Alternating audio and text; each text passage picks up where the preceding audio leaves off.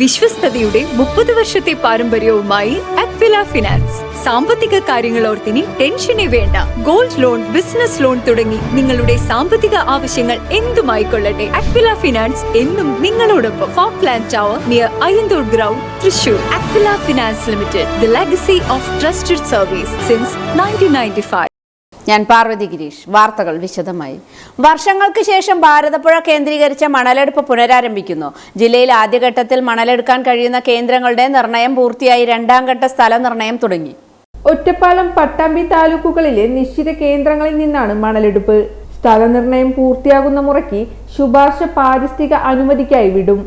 Ottapalam sub collector nodal ഓഫീസറായ പ്രത്യേക സമിതിയാണ് മണലെടുപ്പിനുള്ള സ്ഥലം നിർണയിക്കുന്നത്.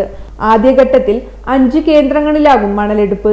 ലക്കിടി 1, ഒറ്റപ്പാലം 2, ഷൊർണൂർ 1, 2 എന്നീ വില്ലേജുകളുടെ പരിധികളിലാണിത്.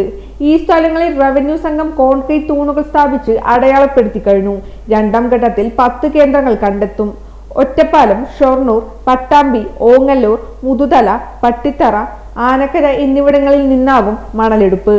ഒറ്റപ്പാലം സബ് കളക്ടർക്ക് പുറമെ ജില്ലാ ജിയോളജിസ്റ്റ്, ജില്ലാ സർവേ സൂപ്രണ്ട്, തഹസിൽദാർമാർ, മൈനർ ഇറിഗേഷൻ എക്സിക്യൂട്ടീവ് എഞ്ചിനീയർ എന്നിവർ ഉൾപ്പെടുന്ന പ്രത്യേക സമിതിയുടെ നേതൃത്വത്തിലാണ് സ്ഥലനിർണയം.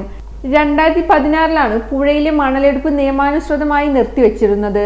പ്രളയങ്ങൾക്കു ശേഷം മണലെടിന് പല പ്രദേശങ്ങളിലും പുഴയുടെ സ്വാഭാവിക ഒഴുക്ക് തടസ്സപ്പെടുന്ന സാഹചര്യം കൂടി പരിഗണിച്ചാണ് മണലെടുപ്പ് പുനരാരംഭിക്കുന്നത്.